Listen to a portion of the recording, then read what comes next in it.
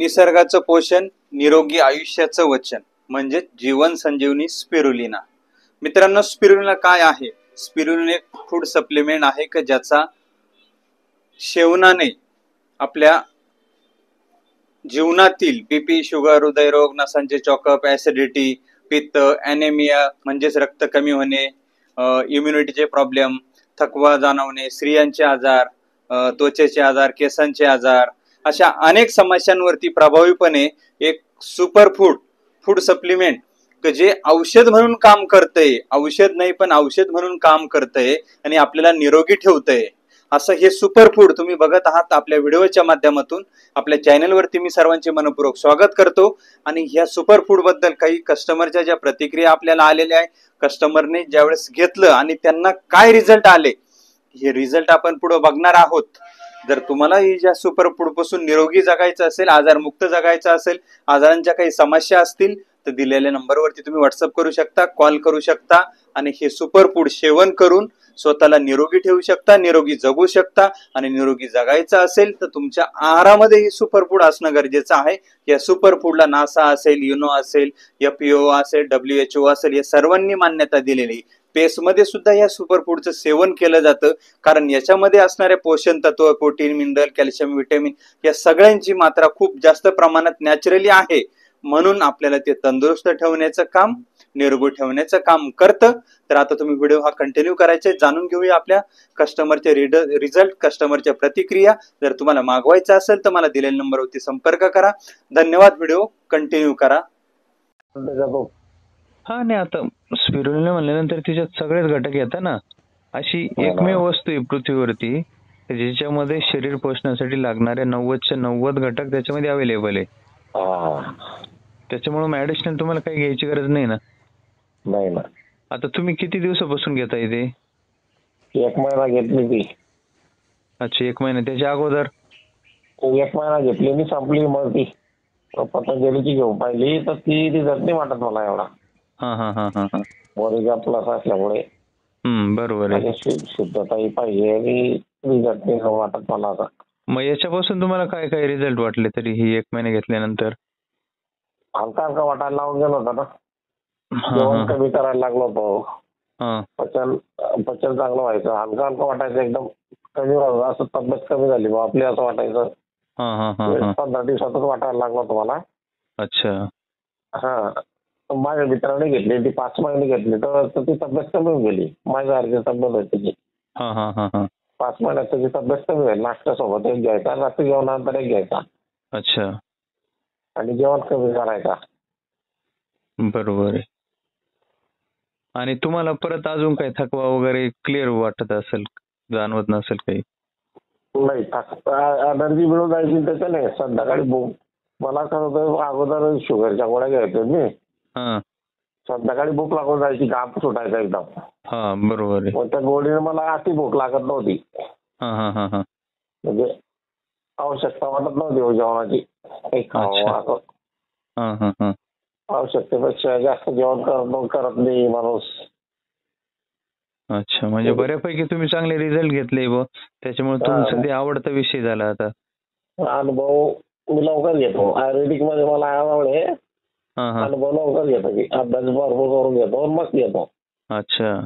मग तुम्ही आता ग्रुपला जॉईन झाले तर मी आता चांगलंच बोलतो मी आता त्या हळूहळू करत राहायचं, करणं आपलं काम आहे ना. का मग? हो, बनवतो पण आपण. असं आहे का? कुठे? मनमाडला. त्याची शुद्धता कशी तपासली जाते?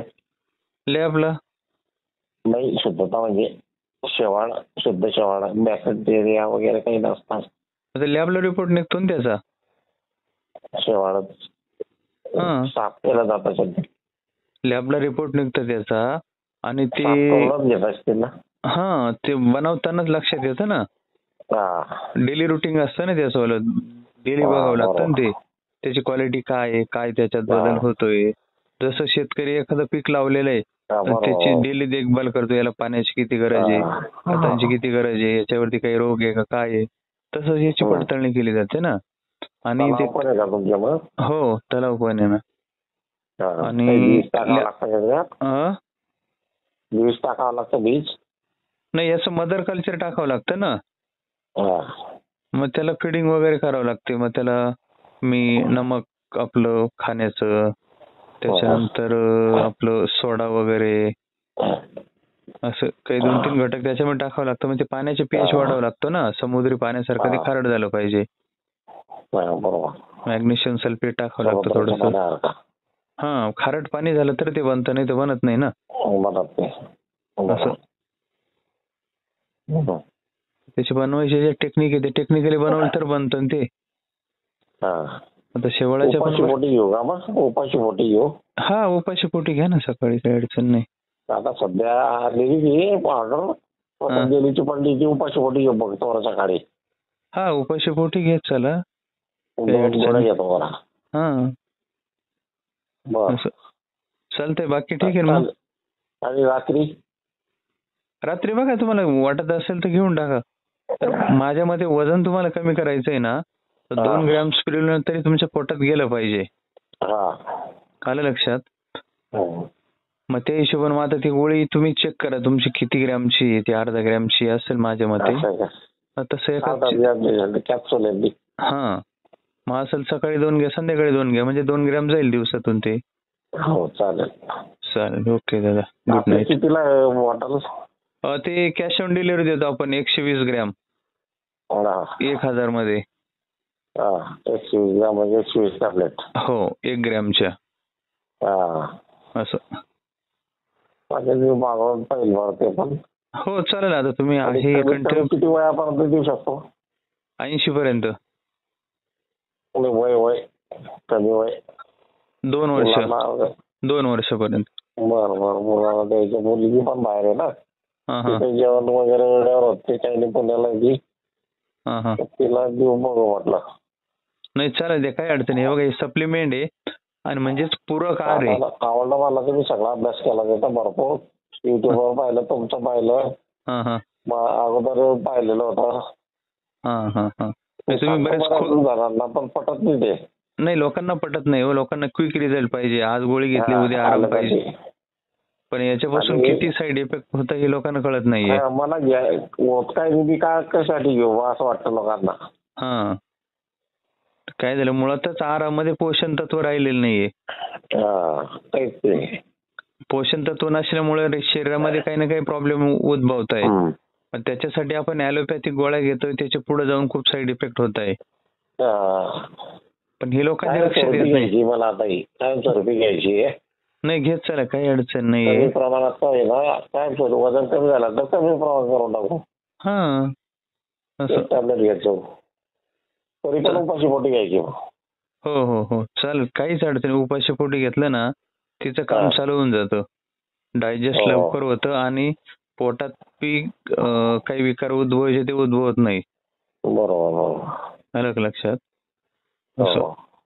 चालतंय, ठीक आहे मग दादा. हो, तुमच्या कॉन्टॅक्ट मध्ये. ओके.